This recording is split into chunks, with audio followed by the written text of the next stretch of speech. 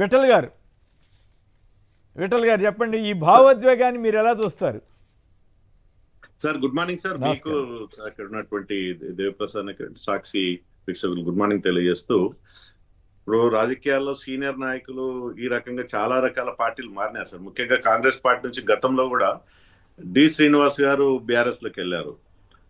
అదేవిధంగా కేశవరావు గారు, వీళ్ళందరూ కూడా పిసిసి ప్రెసిడెంట్ చేసిన వాళ్ళు సార్. డి శ్రీనివాస్ గారు, కేశవరావు గారు, పొన్నాల లక్ష్మయ్య గారు, ఇవాళ జీవన్ రెడ్డి గారు. సరే, ఇప్పుడు కాంగ్రెస్ పార్టీ ఆత్మవిమర్శ చేసుకోవాలి. మరి సీనియర్ నాయకులు ఎందుకు సురేష్ రెడ్డి గారు, ఏ కారణం, మాజీ స్పీకర్ సురేష్ రెడ్డి గారు సార్ చాలా మంది బీఆర్ఎస్ పార్టీలోకి పోయినారు. బీఆర్ఎస్ పార్టీ నుంచి బయటకు వచ్చిన వాళ్ళు కూడా అట్లే ఉన్నారు సార్. బీఆర్ఎస్ పార్టీ బయటకు వచ్చి కొంతమంది వాళ్ళ కాంగ్రెస్ లో ఉన్నారు, కొంతమంది బీజేపీలో ఉన్నారు. ముఖ్యంగా ఈటల రాజేందర్ లాంటి వాళ్ళు బీజేపీలో ఉన్నారు.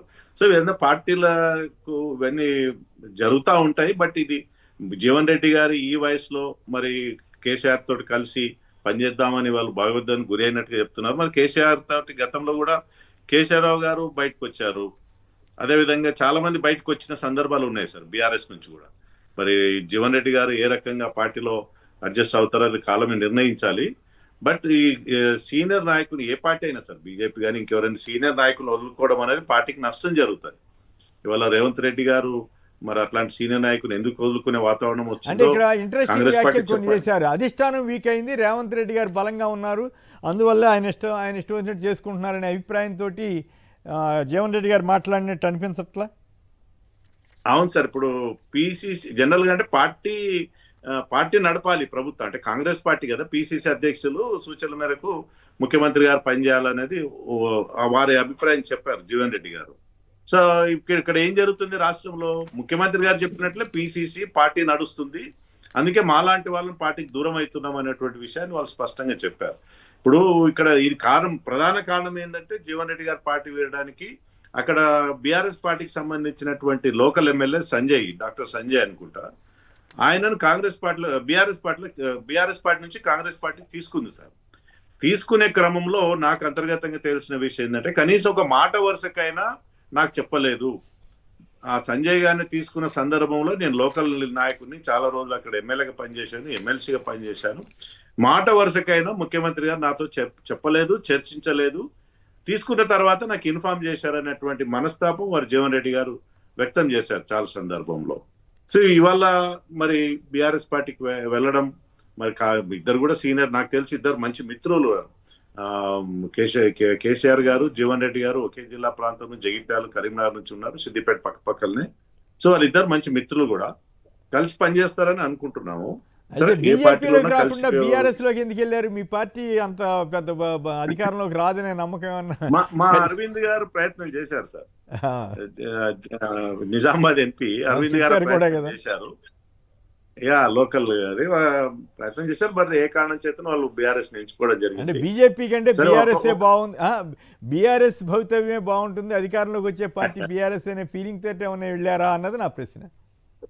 ఒక మాట వాళ్ళు చెప్తూ అన్నారు, దేశంలో బీజేపీ పాలన బాగుంది, రాష్ట్రంలో బీఆర్ఎస్ పాలన బాగుంది అని చెప్పడం, వారి అభిప్రాయం చెప్పారు. సరే, ఇప్పుడు రాష్ట్రంలో బీఆర్ఎస్ పార్టీ తక్కువ అంచనా వేయడానికి వీల్లేదు కదా సార్. ఇప్పుడు 10 ఏళ్ళ ఉద్యమ పార్టీ, 10 ఏళ్ళు పనిచేసిన పార్టీ, అధికారంలో ఉన్న పార్టీ, రేపొద్దు గ్రౌండ్ లో ఉంది పార్టీ. బీజేపీ అనేది ఇంకా మొదటిసారి, ఇంకా రాష్ట్రంలో మాత్రం ఎప్పుడు అధికారంలో రాలేదు. అధికారం దగ్గరగా ఉండి చాలా సందర్భంలో మిస్ అయిన పార్టీ భారతీయ జనతా పార్టీ. మళ్ళీ మా క్యాడర్ పనిచేస్తూ ఉంది, 8 పార్లమెంట్ సభ్యులు ఉన్నారు, దాదాపు 57 నియోజకవర్గాల్లో మన పార్లమెంట్ ఎలక్షన్స్ లో మెజారిటీ సాధించినటువంటి భారతీయ జనతా పార్టీ తప్పకుండా ప్రజల్లో ఉంటుంది. ప్రత్యామ్నాయం భారతీయ జనతా పార్టీ అని అనుకుంటున్నారు ప్రజలు. ఇవాళ కాంగ్రెస్ పార్టీని చూశారు, బీఆర్ఎస్ పార్టీని చూశారు, ఒకసారి బీజేపీకి అవకాశం ఇద్దామనేటువంటి భావన ప్రజల్లో ఉంది. దానికి తోడు గట్టిగా పనిచేయగలిగితే అధికారం దగ్గరలో ఉంటాం. రైట్, దేవిప్రసాద్ గారి దగ్గరికి వెళ్దాం. దేవిప్రసాద్ గారు బీఆర్ఎస్ సీనియర్ నేత, అలాగే గతంలో బెవరేజ్ కార్పొరేషన్ చైర్మన్గా కూడా పనిచేశారు, ఉద్యోగ సంఘాల నేతగా కూడా వారు ఉన్నారు. అలాగే అద్దంకి దయాకర్ గారు కాంగ్రెస్ శాసనమండలి సభ్యులు, అట్లా శాసనమండలిలో ప్రభుత్వ విప్పుగా కూడా వారు పనిచేస్తున్నారు, వారు కూడా జాయిన్ అవుతారు. దేవిప్రసాద్ గారు చెప్పండి, జీవన్ రెడ్డి గారు అట్లాగే కేసీఆర్ గారు వీరిద్దరూ 2 సార్లు లోక్సభ ఉప ఎన్నికల్లో పోటీపడి కేసీఆర్ గారిది పై చేయింది. ఆ తర్వాత ఎమ్మెల్సీ ఎన్నికల్లో జీవన్ రెడ్డి గారు గెలిచారు. సో మొదటి నుంచి కూడా బీఆర్ఎస్కి కాంగ్రెస్కి మధ్య ఉన్న వైరుధ్యాల్లో బీఆర్ఎస్ వారు పోటీ పడుతూ వచ్చారు. ఇప్పుడు బీఆర్ఎస్లోకి రావడం ద్వారా ఆయన ఏ రకమైనటువంటి ప్రయోజనాన్ని పార్టీకి ఇస్తారు, బీఆర్ఎస్కి ఇస్తారు, అలాగే ఆయనకి వ్యక్తిగతంగా ఎలాంటి ప్రయోజనం కలుగుతుంది? సో బీఆర్ఎస్ దీనివల్ల పుంజుకుంటుందా బాగా? నమస్కారం కొమ్మినేని గారు, పెద్దలు మా ఉద్యమ సచివులు విఠల్ గారికి, ప్రభుత్వ విప్ అద్దంకి దయాకర్ గారికి నమస్కారం. వీక్షకులకు శుభోదయం. అంటే జీవన్ రెడ్డి గారికి సంబంధించినటువంటి అంశం అంటే ఒక సుదీర్ఘ కాలం కాంగ్రెస్ పార్టీలో పాటు కాంగ్రెస్ లో ఉన్నారు. కాంగ్రెస్ గెలుపు కోసం ఆయన ఎంత కృషి చేసిండో మనకందరికి కూడా తెలుసు. ఒక సీనియర్ నాయకుగా, నికార్స్ అయినటువంటి నాయకుడిగా, రైతు నాయకుడిగా, ప్రజానాయకుడిగా ఆయనకు ఉన్నటువంటి పేరు మనకందరికి కూడా తెలిసిందే కొమ్మినేని గారు. అయితే ఇటీవల జరిగినటువంటి రాజకీయ పరిణామాలు అంటే ఎన్నికల తర్వాత 2.5 సంవత్సరాల కాంగ్రెస్ పార్టీ అధికారంలోకి వచ్చిన తర్వాత రేవంత్ రెడ్డి గారు అనుసరిస్తున్నటువంటి తీరు పట్ల ఆయన తీవ్రమైనటువంటి ఆగ్రహంతో అనేక సందర్భాల్లో అధిష్టానానికి కూడా తెలియజేసినటువంటి విషయాన్ని మనం పత్రికల్లో చదివారు. రెండవది ఏమైపోయిందంటే సంజయ్ గారు, అక్కడ ఉన్నటువంటి మా శాసనసభ్యుడు, ఆయన బీఆర్ఎస్ఆ కాంగ్రెసా, స్పీకర్ గారేమో బీఆర్ఎస్ అంటాడు, నిన్ననేమో ఆయన ప్రెస్ మీట్ లో కూర్చొని కాంగ్రెస్ కండువా వేసుకొని మాట్లాడతాడు. అది వినాయకుని కండువాలని కాంగ్రెస్ పెద్దలు అంటారు. అది ఏమైనా కూడా ఇప్పుడు ఏమైపోయిందంటే ఇద్దరు ఒక నియోజకవర్గం నుండి ఉన్నటువంటి నాయకులకు కనీసం కాంగ్రెస్ పార్టీ ఒక సుదీర్ఘకాలం పనిచేసినటువంటి కాంగ్రెస్ శ్రేణులకు ఏ నామినేటెడ్ పోస్ట్ లో కూడా నా అనుమతి లేకుండానే, నా సలహాలు లేకుండానే మా కార్యకర్తలకు తీవ్రమైనటువంటి అన్యాయం జరుగుతా ఉంది. నా సెల్ఫ్ రెస్పెక్ట్ పోతా ఉన్నది. నేనేం పదవుల కోసమో ఇంకొకటి కోసమో కాదు. నా జగిత్యాల నియోజకవర్గంలో నాకు ఏ ఒక్క చిన్న అవకాశం కూడా కాంగ్రెస్ పార్టీ నుంచి రావడం లేదనేటువంటి ఒక బాధని వారు అనేక సందర్భాల్లో వెలుబుచ్చినటువంటి నేపథ్యాన్ని చూసి, కాబట్టి ఒక సీనియర్ నాయకుడిగా 30-40 సంవత్సరాలు 14 సార్లు బీఫామ్ ఇచ్చినామని వాళ్ళే చెప్పుకుంటున్నారు కదా.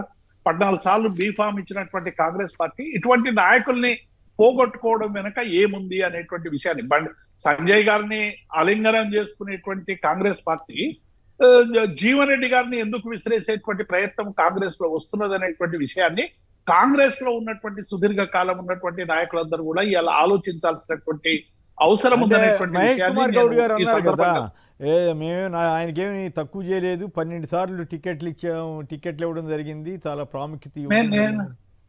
ఇప్పుడు కొమ్మినేని గారు అధికారం ఇవ్వడం, మంత్రి పదవి ఇవ్వడం, ఏదో ఇవ్వడం కంటే కూడా తెలంగాణలో కొంతమందికి సెల్ఫ్ రెస్పెక్ట్ ఉంటుంది. అందరూ అధికార లాలనతో ఊగిపోరు కదా. ఇప్పుడు ఆయన సంబంధించినటువంటి కార్యకర్తలు, నిత్యం ఆయన కోసం నిలబడేటువంటి కార్యకర్తలు సుదీర్ఘ కాలం మేము మా పార్టీకి వ్యతిరేకంగా కావచ్చు, అంతకుముందు టీడీపీకి వ్యతిరేకంగా కావచ్చు, ఒక సుదీర్ఘ కాలం కాంగ్రెస్ లో పనిచేసినటువంటి నికాల్స్ అయినటువంటి కార్యకర్తలకి అధికారం వచ్చిన తర్వాత సరైన విధంగా మనం సహాయం చేయలేకపోతున్నాం, ఆదుకోలేకపోతున్నాం. చివరికి ఒక హత్యకు సంబంధించి ఆయనకు సంబంధించినటువంటి ఒక ముఖ్యమైనటువంటి నాయకుడు హత్య జరిగితే హత్యకు సంబంధించినటువంటి విషయంలో ఆయన పడ్డ ఆవేదన ఇవన్నీ కూడా మనం చూసినాం. కాబట్టి ఇది పదవులకో లేకుంటే ఆయనకి ఏమో చేసినాము, 14 సార్లు బీఫామ్ ఇచ్చినాము, ఇవన్నీ కూడా 14 సార్లు బీఫామ్ ఇచ్చినట్టు జీవన్ రెడ్డికి ఉత్తగానే ఇచ్చి ఉంటారా కొమ్మినేని గారు? ఆయనకు ఉండేటువంటి స్టేచర్ తో ఇచ్చి ఉంటారు కదా. కాబట్టి డెఫినెట్ గా ఒక్కసారి ఓడిపోతేనే ఇంకొకసారి ఇవ్వడానికి బదులు ఇంకొకరు తప్పించి ఇంకో దగ్గరికి పంపిస్తున్నటువంటి పరిస్థితులు మనం ఇలా చూస్తా ఉన్నాం. కాబట్టి ఆయన సెల్ఫ్ రెస్పెక్ట్ కోరుకొని ఉండొచ్చు. బహుశా రాజకీయాల్లో ఏముంటది. అయితే ఒక మాట చెప్పండి, మీ బీఆర్ఎస్ కి ఏ రకమైనటువంటి అడ్వాంటేజ్, కాంగ్రెస్ కి ఏ రకమైన డిసడ్వాంటేజ్, నష్టం జరుగుతుంది?